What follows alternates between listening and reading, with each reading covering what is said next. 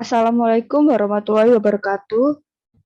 Di sini kami dari kelompok 6 akan mempresentasikan hasil kerja kami tentang mengelola komunikasi dan memimpin tim. Sebelumnya, saya akan memperkenalkan anggota kelompok kami terlebih dahulu.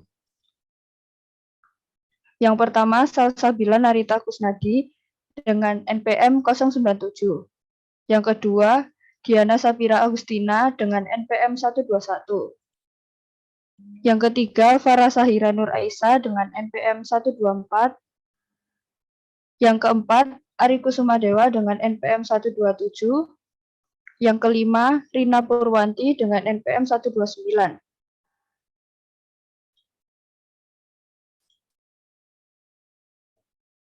Yang keenam, Kansa Hasna Nur Khairunisa dengan NPM 132. Yang ketujuh, Nuril Ade Pramudita dengan NPM 138. Yang kedelapan, Rara Anggita Salsabila Widianti dengan NPM 167. Dan yang kesembilan, Gading Tio Yuniar dengan NPM 168. Next. Di sini kami akan membahas bab 18 terlebih dahulu, yaitu tentang mengelola komunikasi. Next. Apakah Anda membangun jaringan pribadi? Membangun jaringan pribadi merupakan keahlian penting bagi manajer, karena mereka memungkinkan dalam menyelesaikan segala sesuatu dengan lebih lancar dan cepat daripada mereka terisolasi. Membangun jaringan yang memiliki arti memupuk hubungan sosial, kerja, dan karir yang memudahkan keuntungan bersama. Untuk merealisasikan semua hal tersebut, terdapat satu kunci, yakni komunikasi yang efektif. Next.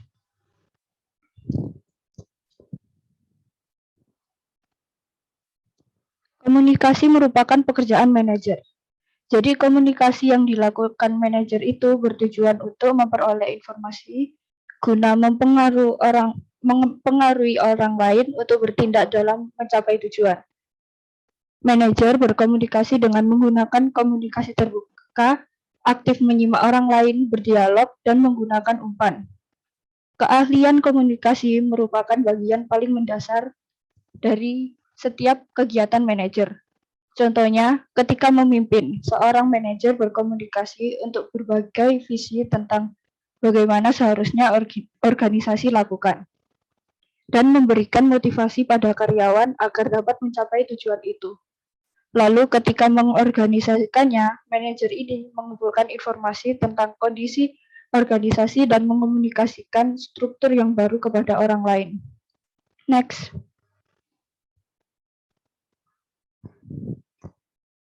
Apa yang dimaksud komunikasi? Komunikasi adalah sebuah proses pertukaran dan pemahaman informasi yang dilakukan dua orang atau lebih.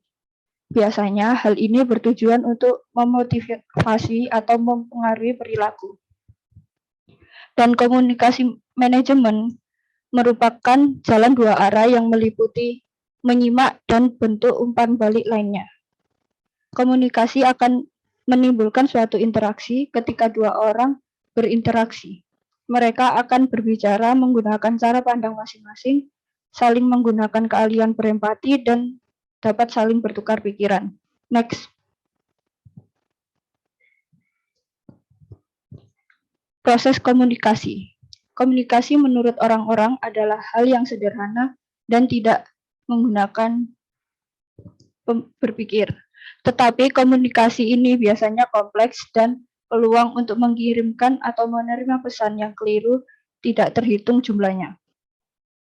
Hal yang harus diperhatikan dalam memahami kompleksitas proses komunikasi secara baik adalah unsur-unsur penting saat komunikasi, yaitu pengirim dan penerima, di mana pengirim menyusun pesan lalu pesan itu dikirimkan kepada penerima, kemudian penerima menafsirkan isi pesan tersebut dan memberi umpan balik kepada pengirim. Next. Berkomunikasi dengan orang lain. Komunikasi dengan orang lain ini adalah hal yang sulit karena seseorang bisa saja memiliki bahasa yang berbeda dengan kita. sehingga para manajer sering berkomunikasi dengan bahasa yang mereka gunakan. Faktor kegagalan dalam berkomunikasi yaitu pemilihan saluran atau pengangkut komunikasi yang dapat dilihat apakah pesan yang disampaikan ini disampaikan atau tidak. Yang kedua, keahlian dalam menyimak. Hal ini dapat memberikan kesalahpahaman jika salah menyimak. Dan yang ketiga itu faktor kegagalan lainnya. Oleh karena itu, seorang manajer harus paham akan faktor-faktor saluran komunikasi, kemampuan persuasi, perbedaan gender, perilaku nonverbal, dan menyimak semuanya. Next. Saluran komunikasi. Manajer memilih saluran berkomunikasi antar manajer lain atau pegawai guna meningkatkan efektivitas komunikasi. Saluran komunikasi diklasifikasikan ke dalam hierarki menurut kekayaan informasi. Hierarki kekayaan saluran. Kekayaan saluran adalah jumlah informasi yang disiarkan selama satu periode komunikasi dengan kapasitasnya yang dipengaruhi oleh 3 karakteristik, yaitu kemampuan menangani banyak tanda dalam satu waktu. Yang kedua, kemampuan menyediakan umpan balik 2 arah dengan cepat. Yang ketiga, kemampuan menetapkan fokus pribadi untuk komunikasi yang dilakukan. Percakapan tatap muka dan telepon dianggap paling efektif, tetapi pesan elektronik seperti email dan olah pesan instan tidak efektif karena akan menimbulkan permasalahan nyata di mana sifatnya belak-belakan. Next.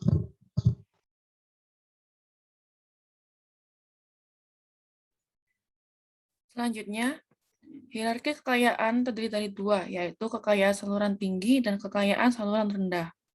Pada kekayaan saluran tinggi, seperti komunikasi tatap muka, telepon, dan pesan elektronik. Pada kekayaan saluran rendah, terdiri dari surat memo dan laporan.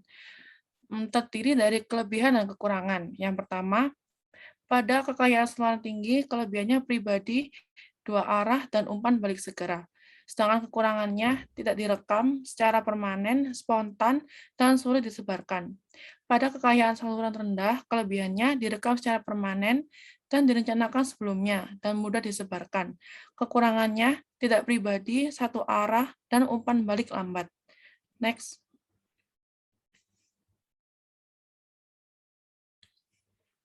Kemudian memilih saluran yang sesuai, bergantung pada pesan dikirim secara rutin atau tidak. Pesan non-rutin biasanya ambigu, menyangkut peristiwa baru, dan menimbulkan kesalahpahaman, berciri adanya tekanan waktu dan kejutan. Memiliki saluran yang kaya. Sedangkan pesan rutin bersifat sederhana dan langsung, mengungkapkan data atau statistik lewat kata-kata yang dipahami manajer, dan melalui saluran yang kurang kaya. Next.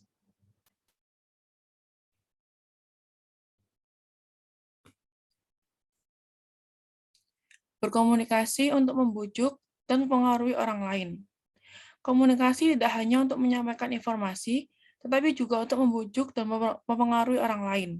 Untuk membujuk dan mempengaruhi, manajer harus sering dan mudah berkomunikasi dengan orang lain. Sebagian orang mempunyai pengalaman komunikasi interpersonal yang tidak mengenakan. Hal ini akan mengakibatkan kecemasan komunikasi. Kecemasan komunikasi sendiri adalah tingkat ketakutan atau kegelisahan seseorang terhadap komunikasi nyata atau yang akan terjadi. Persuasi yang efektif tidak berarti menyuruh orang lain untuk mengerjakan apa yang kita minta, melainkan melibatkan menyimak, mempelajari minat dan kebutuhan orang lain, dan juga mengajak orang lain mengambil solusi bersama. Untuk mempengaruhi dan membujuk orang lain dengan efektif, manajer harus menunjukkan bahwa mereka peduli dengan apa yang dirasakan oleh orang lain. Persuasi mengharuskan kita untuk memasukkan emosi orang lain yang hanya dapat dilakukan di tingkat personal, bukan rasional. Next.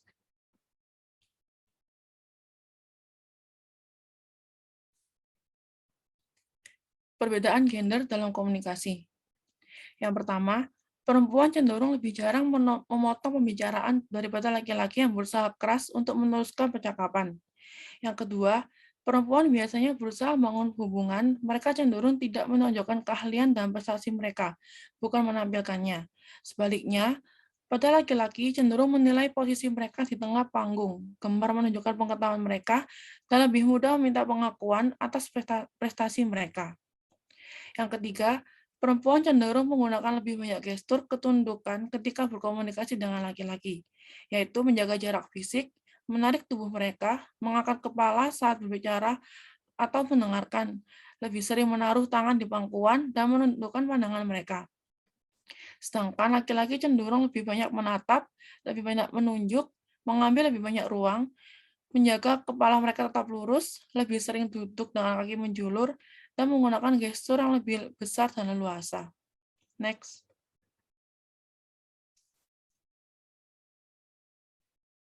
Komunikasi nonverbal, yaitu pesan yang disampaikan lewat tindakan dan perilaku manusia yang biasanya terjadi secara tatap muka atau secara langsung. Sumber tanda-tanda komunikasi tatap muka yaitu, yang pertama sumber verbal, yaitu kata-kata yang benar-benar diucapkan oleh seseorang. Yang kedua vokal, merupakan suara yang dikeluarkan seseorang yang meliputi tinggi, rendah, nada, dan timbre.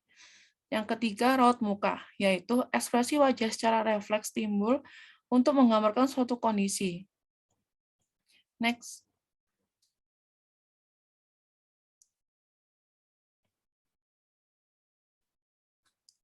Menyimak. Menyimak melibatkan keahlian memahami fakta maupun perasaan untuk dapat mengerti makna asli dalam pesan. Dalam menyimak, memerlukan energi, perhatian, dan keahlian. Sarana komunikasi yang paling baik digunakan oleh manajer yaitu menyimak. Manajer harus memahami bagaimana cara menyimak yang baik, dan terdapat 10 kunci untuk menyimak secara efektif. Next.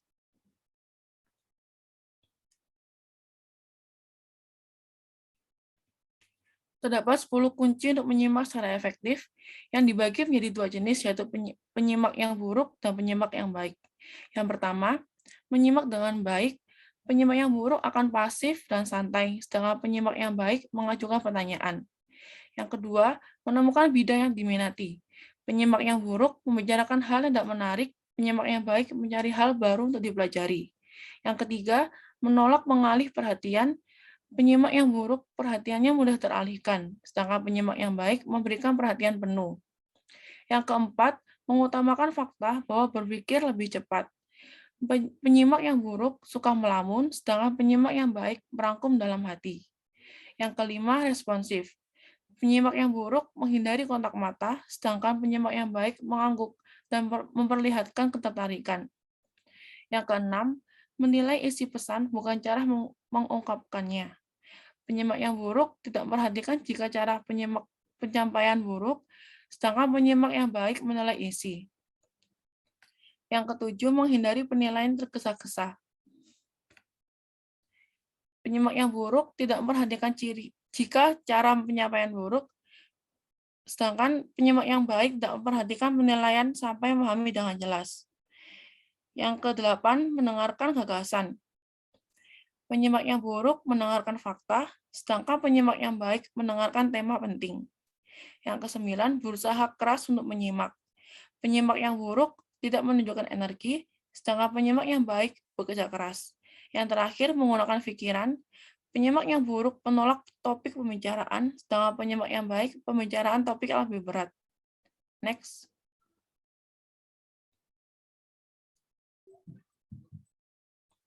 Oke, selanjutnya saya akan menjelaskan komunikasi organisasi. Next. Komunikasi di lingkup organisasi mengalir ke tiga arah, yaitu ke bawah, ke atas, dan horizontal. Manajer bertanggung jawab menyediakan dan merawat saluran komunikasi formal ketiga arah ini. Mereka juga menggunakan saluran informal, yang berarti mereka keluar dari kantor mereka untuk berbaur dengan pegawai. Next.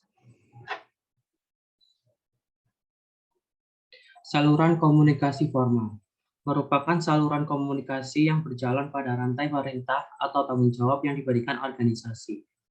Salah satunya yaitu komunikasi ke bawah dan ke atas adalah bentuk utama komunikasi di perusahaan tradisional secara vertikal. Komunikasi elektronik seperti email dan olah pesan instan mempermudah informasi untuk mengalir ke semua arah. Next. Yang pertama, komunikasi ke bawah merupakan aliran komunikasi formal yang paling akrab dan jelas karena pesan dari informasi yang dikirimkan dari manajemen puncak ke bawahan arah bawah. Berikut cara manajer untuk berkomunikasi ke bawah kepada pegawai, yaitu menggunakan pidato, pesan diterbitkan perusahaan, email, leaflet, informasi yang dimasukkan ke amplop gaji, dan lainnya. Manajer juga harus memutuskan dan memilih hal apa yang akan diinformasikan. Dalam komunikasi ke bawah mencakup 5 topik, yaitu yang pertama, implementasi tujuan dan strategi, yang kedua, instruksi dan dasar pekerjaan, yang ketiga, prosedur dan praktik, dan yang keempat, umpan balik kinerja, dan yang kelima, indoktrinasi. Persoalan utama ialah hilangnya isi pesan setiap kali disampaikan dari orang ke orang. Next. Yang kedua, komunikasi ke atas merupakan formal meliputi pesan-pesan yang mengalir dari tingkat hierarki organisasi yang lebih bawah ke tingkat yang lebih tinggi. Berikut 5 jenis komunikasi ke atas. Yang pertama, masalah dan pengecualian. Yang kedua, saran perbaikan. Yang ketiga, laporan kinerja. Yang keempat, keluhan dan perselisihan. Dan yang kelima, informasi keuangan dan akuntansi. Next. Komunikasi horizontal adalah pertukaran pesan secara lateral atau diagonal antara sesama pegawai. Komunikasi ini dapat terjadi secara lintas departemen. Berikut 3 jenis komunikasi ke atas. Yang pertama, 1. Pemecahan masalah di dalam departemen. Yang kedua, komunikasi antar departemen. Dan yang ketiga, inisiatif perubahan dan perbaikan. Next. Saluran komunikasi tim. Anggota tim bekerja sama untuk menyelesaikan tugas dan struktur komunikasi tim mempengaruhi kinerja tim maupun kepuasan pegawai. Penelitian tentang komunikasi tim berfokus pada 2 karakteristik. Yang pertama, jaringan tersentralisasi. Para anggota tim harus berkomunikasi melalui seseorang individu untuk memecahkan masalah atau mengambil keputusan. Yang kedua, jaringan terdesentralisasi. Para individu bebas berkomunikasi dengan sesama anggota tim. Di lingkungan global yang sangat kompetitif, organisasi umumnya menggunakan tim untuk menangani masalah yang kompleks. Semua anggota harus berbagi informasi secara terdesentralisasi untuk memecahkan masalah. Next.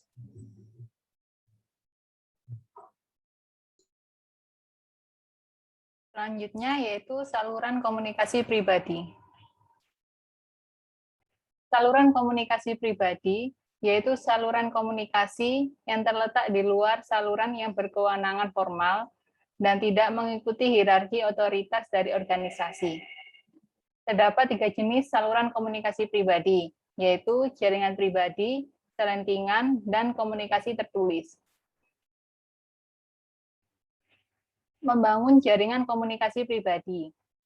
Jaringan pribadi itu sendiri yaitu perolehan dan pemupukan hubungan pribadi yang menembus batas-batas departemen, hierarkis, dan organisasi. Nilai jaringan pribadi bagi manajer yaitu orang-orang yang mempunyai lebih banyak kontak dan mempunyai lebih banyak prestasi di organisasi. Seorang ahli memberikan saran dalam membangun jaringan berkomunikasi. Yang pertama yaitu bangunlah jaringan Anda sebelum Anda memerlukannya. Di sini tuh maksudnya manajer yang cerdas itu akan membangun jaringan sebelum mereka membutuhkan jaringan tersebut. Yang kedua, jangan pernah makan siang sendirian.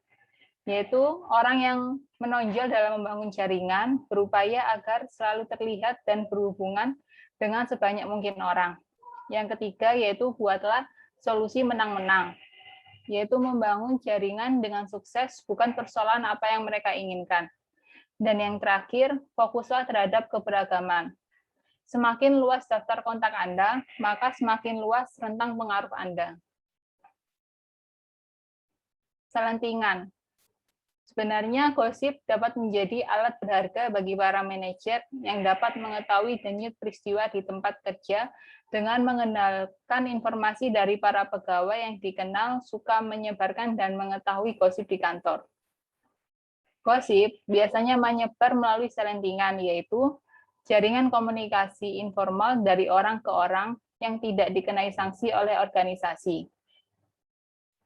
Selentingan akan selalu ada di suatu organisasi, namun akan menjadi kekuatan yang dominan bila saluran-saluran formal ditutup. Dalam kondisi itu, selentingan bisa menjadi sebuah layanan karena informasi yang diberikan membantu memperjelas situasi yang tidak jelas atau tidak menentu.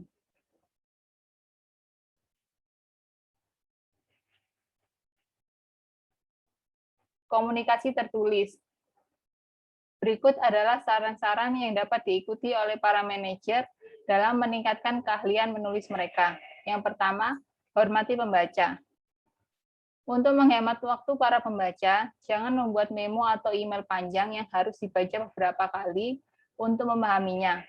Dan juga perhatikan tata bahasa dan ejaan Anda. Yang kedua yaitu ketahui poin Anda dan langsung membahasnya. Untuk menulis dengan efektif, ketahui pikiran utama Anda dan tulislah untuk mendukungnya.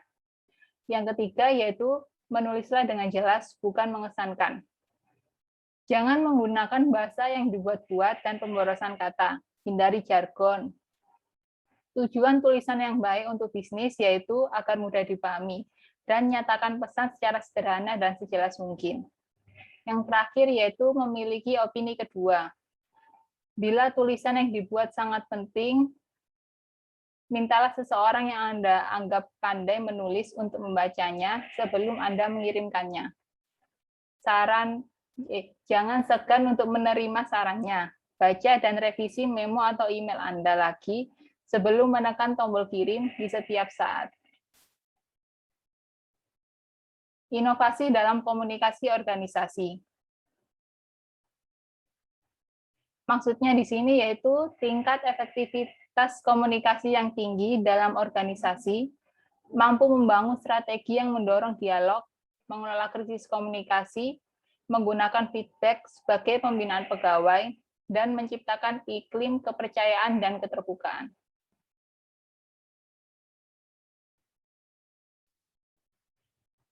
Selanjutnya yaitu dialog. Dialog merupakan proses komunikasi kelompok yang di dalamnya orang-orang menciptakan aliran makna yang memungkinkan mereka saling memahami dan berbagi sudut pandang. Manajer harus mengembangkan kemampuan berdialog untuk membangun dan menjaga hubungan yang kuat. Dialog meminta pelaku untuk tidak berpihak kepada sudut pandang tertentu agar para pelaku dapat menyimak, melakukan sintesis, serta memaknai dengan lebih dalam sehingga mampu mengungkapkan perasaan dan membangun pijakan bersama. Selain itu, hasil dialog membentuk kesatuan kelompok dan makna bersama sehingga terbangun solusi baru yang mendalam dan menciptakan kepercayaan antar anggota. Next. Komunikasi krisis. Berikut adalah 4 keahlian utama yang dapat dikembangkan oleh para manajer dalam mengomunikasikan krisis. Yang pertama, jagalah fokus Anda. Para komunikator krisis yang baik tidak membiarkan diri mereka kewalahan dengan situasi yang ada. Ketenangan dan menyimak menjadi lebih penting daripada sebelumnya. Yang kedua, tetap terlihat. Komunikasi tatap muka dengan para pegawai sangat penting agar mereka mengetahui bahwa para manajer peduli dengan mereka dan apa yang tengah mereka alami. Yang ketiga, ungkapkan kebenaran meski pahit. Mengungkapkan kebenaran kepada para pegawai dan opini publik sedini mungkin dapat mencegah rumor dan kesalahpahaman. Yang keempat, komunikasikan sebuah misi masa depan. Momen krisis menyediakan peluang bagi para manajer untuk mengomunikasikan sebuah visi akan masa depan yang lebih baik dan mempersatukan semua orang menuju tujuan bersama. Next. Selanjutnya, umpan balik dan pembelajaran. Umpan balik merupakan peristiwa yang terjadi ketika manajer memanfaatkan evaluasi untuk membantu individu dan organisasi dalam belajar dan berkembang. Umpan balik juga mengindikasikan apakah kita berhasil berkomunikasi dengan orang lain. Para manajer sukses akan memanfaatkan umpan balik mereka untuk membantu mengembangkan kemampuan para pegawai dan menuntut umpan balik mereka. Next. Iklim kepercayaan dan keterbukaan.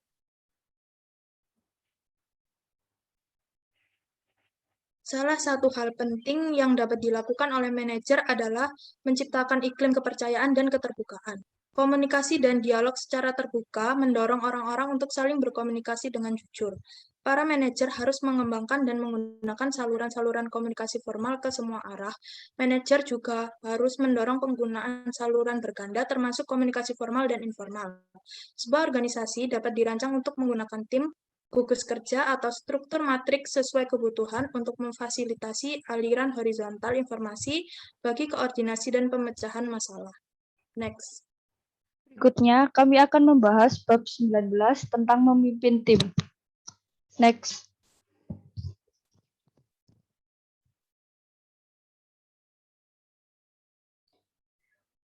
Yaitu bagaimanakah gaya Anda dalam bekerja?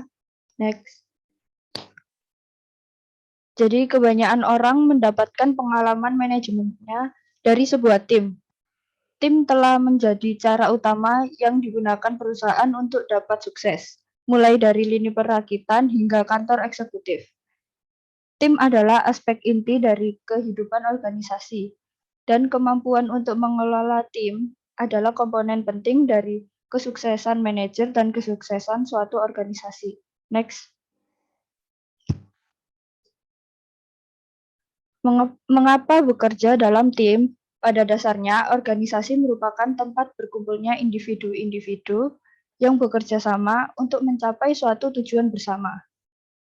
Banyak tugas dalam tim atau organisasi yang saling bergantung dan berhubungan, yang berarti setiap departemen dan individu akan mengandalkan departemen dan individu lain untuk menyelesaikan tugasnya. Dengan demikian, pekerjaan yang ditugaskan akan terasa lebih ringan. Next. Apakah pengertian tim? Tim adalah sebuah unit dari 2 orang atau lebih yang berinteraksi dan mengkoordinasikan kerja mereka untuk mencapai tujuan tertentu. Ada 3 komponen dalam definisi tim, yaitu yang pertama memerlukan 2 orang atau lebih, yang kedua melakukan interaksi secara rutin, yang ketiga para pelakunya memiliki tujuan kerja. Konsep dari tim adalah adanya misi dan tanggung jawab bersama. Selanjutnya ada dilema tim. Dilema tim ini ada 3 alasan utama mengapa tim memberikan dilema pada sebagian besar orang. Yang pertama itu, kita harus mengesampingkan kemandirian kita. Yang kedua, kita harus berhadapan dengan pembonceng.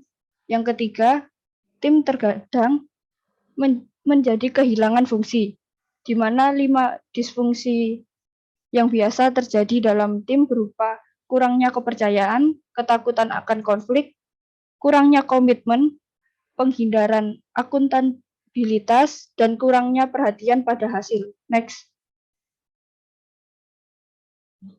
Bagaimana tim menjadi efektif? Next. Jadi pada sebuah organisasi, tim yang baik dibangun oleh manajer yang bertindak. Untuk membangun suatu tim tersebut dapat bekerja sama dengan baik. Keefektifan suatu tim ini berdasarkan pada 3 hasil, yaitu yang pertama keluaran produktif, yaitu yang berhubungan dengan kualitas dan kuantitas dari keluaran tugas.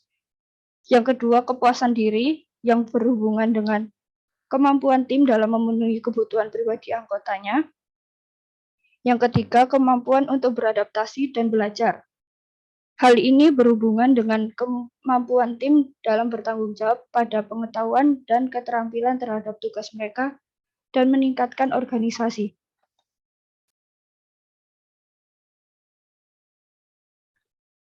Kemudian, model tim yang efektif. Model tim yang efektif ini terdiri dari konteks organisasi, yaitu struktur formal, lingkungan, budaya, strategi, penghargaan, dan sistem kontrol. Dalam konteks ini, manajer akan membentuk sebuah tim dengan memiliki karakteristik yaitu jenis tim yang terdiri dari 3, yaitu formal, diarahkan sendiri, dan virtual atau global. Kemudian struktur tim yaitu ukuran, keberagaman, dan peran, sedangkan komposisi tim, kemampuan dan keterampilan, dan keuntungan dan biaya. Next.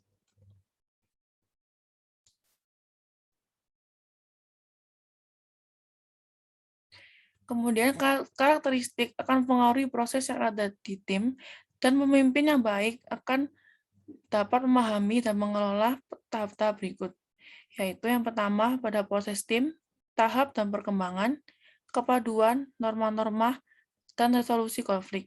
Kemudian keefektifan tim kerja, yaitu hasil produktif, kepuasan pribadi, dan kemampuan untuk beradaptasi dan belajar. Next. Kepemimpinan tim yang efektif. Terdapat 3 cara spesifik yang digunakan pemimpin untuk berkontribusi pada kesuksesan tim. Yang pertama, mengarahkan anggota-anggota untuk mencapai suatu tujuan, yaitu seorang pemimpin untuk menyampaikan tujuan dan arahan yang jelas harus bersifat memaksa. Yang kedua, berbagi kekuasaan.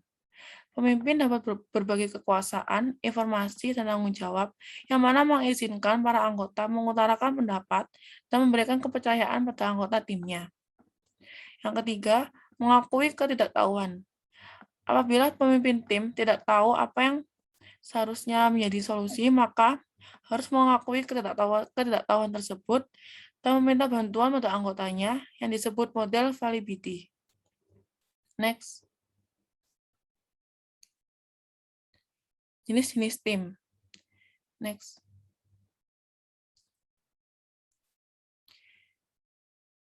Yang pertama, tim formal, yaitu tim yang diciptakan oleh suatu organisasi sebagai bagian dari struktur formal di organisasi tersebut. Yang pertama, tim vertikal, yaitu tim yang dibentuk oleh organisasi untuk mencapai tujuan-tujuan tertentu melalui interaksi dan aktivitas bersama yang dilakukan para anggota-anggotanya.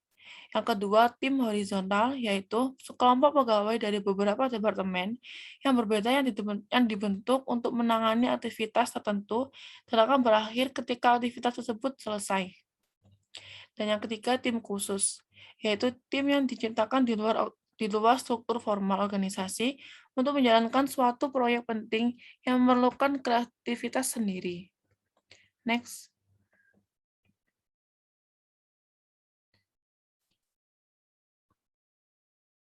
Yang kedua, tim yang diarahkan sendiri. Secara bertahap, perusahaan makin memberikan otonomi bagi para pegawainya dengan membentuk tim penyelesaian masalah dan kemudian tim yang diarahkan sendiri.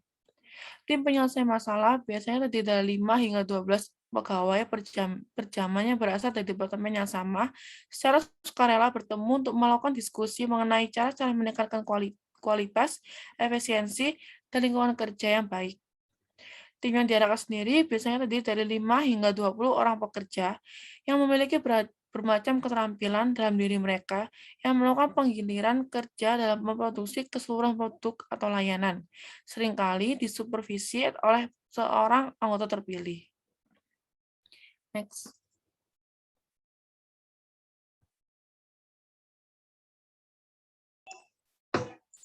Selanjutnya, saya akan menjelaskan pengarahan tim yang inovatif. Next. Yang pertama, tim virtual. Tim virtual terdiri atas anggota-anggota yang terpisah secara geografi atau organisasi dan berhubungan melalui teknologi informasi dan telekomunikasi yang maju. Berikut merupakan area-area penting yang harus disentuh manajer dalam memimpin tim virtual. Yang pertama, menggunakan teknologi dalam menjalin hubungan dengan memperhatikan dan menghargai berbagai keterampilan dan opini, menggunakan teknologi untuk meningkatkan komunikasi dan rasa percaya, menjamin respons secara online tepat waktu, dan mengatur sosialisasi yang dilakukan secara online. Yang kedua, membentuk budaya melalui teknologi dengan menciptakan budaya virtual yang aman secara psikologis. membagi pengalaman atau kelebihan khusus yang dimiliki para anggota dan membuat semua anggota terlibat satu sama lain jika mereka merasa ragu membagi ide. Yang ketiga, mengawasi progres dan memberikan penghargaan pada para anggota dengan meneliti pola komunikasi elektronik, mengumumkan target dan kartu skor di ruang kerja virtual, serta memberikan penghargaan pada anggota melalui upacara dan pengakuan yang dilakukan secara online. Next.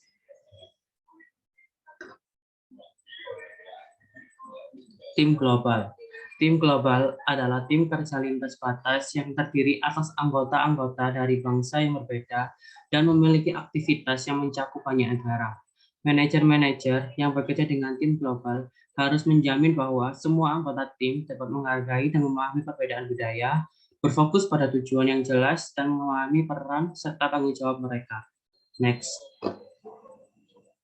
Karakteristik tim. Next. 1. Ukuran. Tim yang berukuran cukup besar dapat menampung berbagai keterampilan, memungkinkan anggota untuk menceritakan perasaan yang dimiliki dan menyelesaikan permasalahan secara agresif. Tim yang berukuran kecil dapat memberikan suasana yang lebih intim antar anggota dan lebih mudah dalam berkomunikasi. Pada perusahaan akan mempunyai suatu tim yang berukuran besar, lalu di dalam tim tersebut akan dibagi lagi beberapa tim yang lebih kecil agar tugas lebih cepat diselesaikan.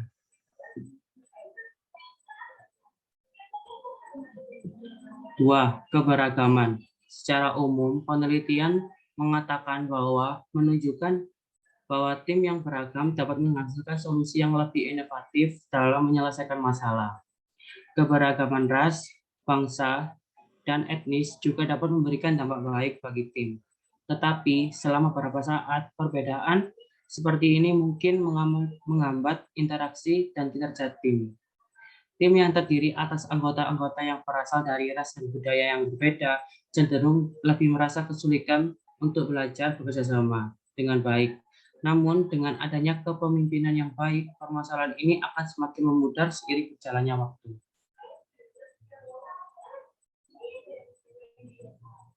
Tiga, peran anggota. Dalam tim yang sukses, kebutuhan tugas dan pemuasan sosial para anggota dapat dipenuhi dengan adanya dua jenis peran.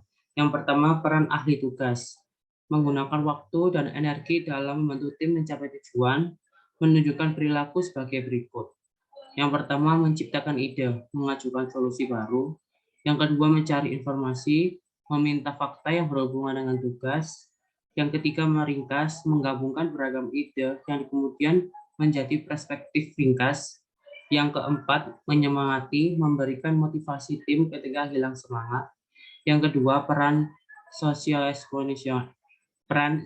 emosional, menyongkong kebutuhan emosi para anggota tim dan membantu memperkuat kesatuan sosial. Menunjukkan perilaku sebagai berikut. Yang pertama, mendorong, bersifat hangat dan menerima ide anggota. Yang kedua, menyelaraskan, mendamaikan konflik antar anggota. Yang ketiga, mengurangi ketegangan, memberikan candaan tipis. Dan yang terakhir, melakukan kompromi, mengesampingkan opini sendiri, dan menjaga keselarasan tim. Next. Selanjutnya yaitu proses tim. Yang pertama, tahap-tahap perkembangan tim. Yang kedua, ada kepaduan tim. Dan yang ketiga, ada norma-norma tim.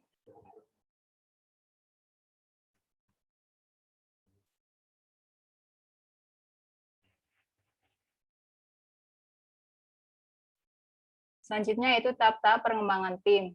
Yang pertama ada forming, yaitu orientasi dan perkenalan. Pemimpin dengan memfasilitasi interaksi sosial. Yang kedua storming, yaitu konflik dan ketidakpastian. Pemimpin dengan mendorong partisipasi dan meratakan perbedaan. Yang ketiga norming, yaitu pembentukan keteraturan dan kepaduan. Pemimpin, yaitu membantu menjelaskan peran anggota, norma, dan nilai tim. Yang keempat, performing, yaitu kerjasama dan pemecahan masalah.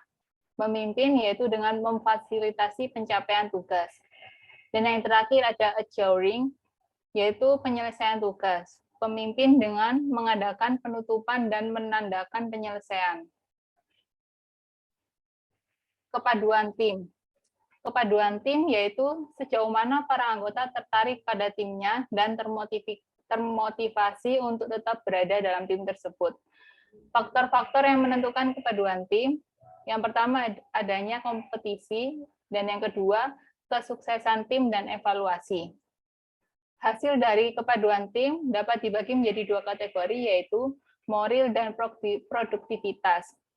Sebagai aturan umum, moral akan lebih tinggi dalam tim dengan kepaduan tinggi, karena adanya komunikasi yang mengikat antar anggota, iklim tim yang ramah, dan partisipasi anggota dalam keputusan dan aktivitas timnya.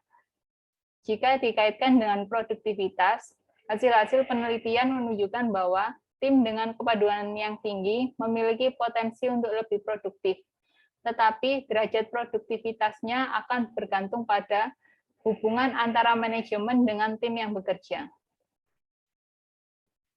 Norma-norma tim. Norma tim merupakan standar perilaku informal yang dianut oleh semua anggota tim dan dijadikan acuan dalam berperilaku.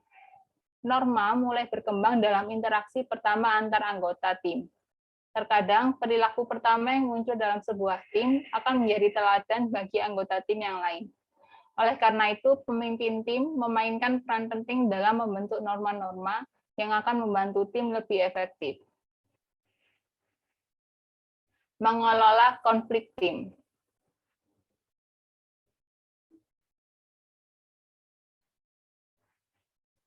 Mengelola konflik tim. Konflik adalah interaksi yang bersifat bermusuhan, di mana satu pihak berupaya untuk menghalangi niat atau tujuan pihak lain. Konflik dapat timbul di antara tim satu dengan tim lainnya. Bentuk persaingan antara individu atau tim dapat memberikan dampak sehat untuk memicu orang-orang yang berkinerja lebih tinggi. Salah satu tugas pemimpin paling menantang yaitu membawa konflik secara terbuka untuk diselesaikan dengan baik.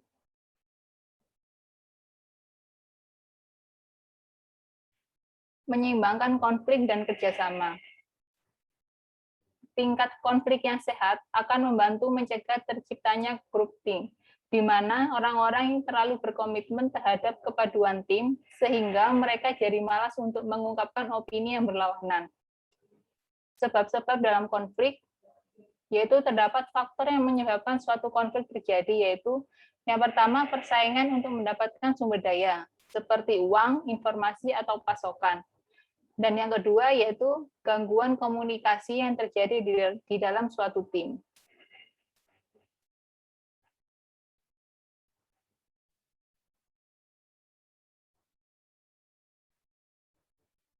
Gaya bersaing mencerminkan ketegasan seseorang untuk memenangkan keinginannya dan dapat digunakan ketika tindakan cepat dan tegas dalam persoalan penting. Gaya menghindar tidak mencerminkan ketegasan ataupun kerjasama. Gaya ini cocok ketika persoalannya bersifat trivia, ketika tidak akan ada kesempatan untuk menang. Dan yang ketiga, gaya berkompromi, mencerminkan jumlah yang cukup dari ketegasan dan kerjasama. Gaya ini cocok ketika tujuan kedua belah pihak sama-sama penting, ketika pihak lawan memiliki kekuatan yang setara. Yang keempat, gaya mengakomodasi, mencerminkan derajat kerjasama yang tinggi, yang akan sangat cocok ketika orang-orang menyadari bahwa diri mereka salah. Dan yang terakhir, gaya berkolaborasi, yaitu mencerminkan kedua pihak untuk menang, meskipun harus dilakukan tawar-menawar dan negosiasi.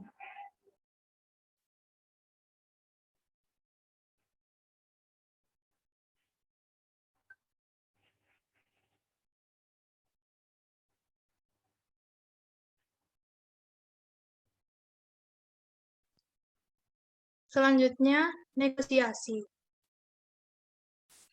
Melibatkan orang lain untuk diskusi searah, terima dan serah terima, dan mempertimbangkan berbagai alternatif mencapai keputusan bersama antara dua belah pihak. Jenis-jenis negosiasi, yaitu yang pertama ada negosiasi integratif.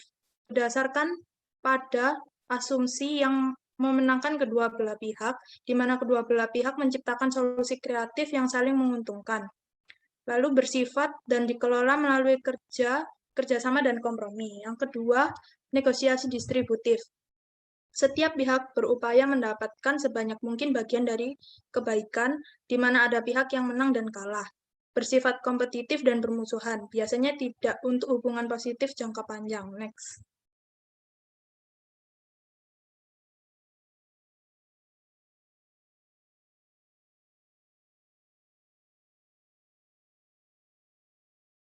Aturan untuk mencapai solusi yang memenangkan kedua belah pihak. Didasari pada 4 strategi pasar, yaitu yang pertama memisahkan orang-orang dari permasalahan. Orang-orang harus fokus pada permasalahan dan sumber konflik daripada menyerang atau menjatuhkan. Yang kedua, berfokus pada kepentingan bukan tuntutan. Tuntutan adalah apa yang diinginkan masing-masing pihak dari negosiasi, sedangkan kepentingan adalah mengapa mereka menginginkan. Yang ketiga, menghasilkan banyak alternatif untuk keuntungan dua belah pihak. Menghasilkan beragam alternatif yang akan terlibat diskusi serah terima. Lalu yang keempat, bersikeras bahwa hasil didasarkan pada standar objektif. Fokus terhadap kriteria objektif dan penjagaan standar keadilan. Next.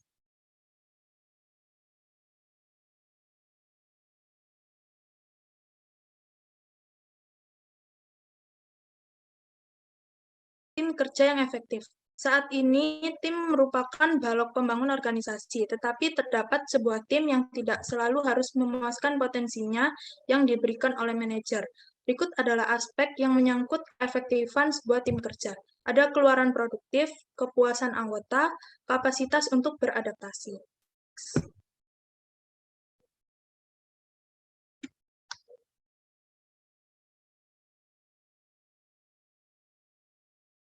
Yang pertama, keluaran produktif. Aspek keefektifan berhubungan dengan apakah keluaran yang dihasilkan seperti keputusan, barang atau jasa memenuhi tuntutan pelanggan atau klien terhadap kualitas, kuantitas, dan tenggat waktu. Tim yang baik dapat menyalurkan banyak energi dan kreativitas dari para pegawai. Agar dapat terwujud dengan baik, pemimpin harus membangun mekanisme komunikasi yang dapat membuat anggota-anggotanya berinteraksi satu sama lain. Next.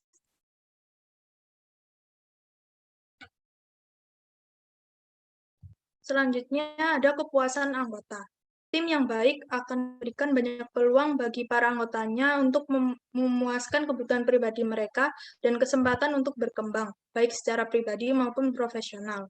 Yang kedua, tim yang anggota-anggotanya berpartisipasi aktif akan mengurangi kejenuhan, meningkatkan dignitas dan harga diri individu, dan berkontribusi pada perkembangan keterampilan karena seluruh anggota terlibat aktif. Orang-orang yang memiliki lingkungan tim yang memuaskan dapat menghadapi stres dengan lebih baik, menikmati pekerjaan mereka, dan memiliki tingkat komitmen yang lebih tinggi pada organisasi. Next.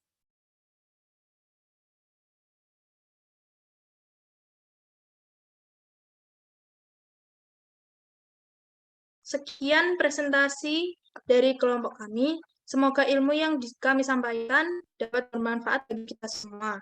Terima kasih atas perhatiannya. Wassalamualaikum warahmatullahi wabarakatuh.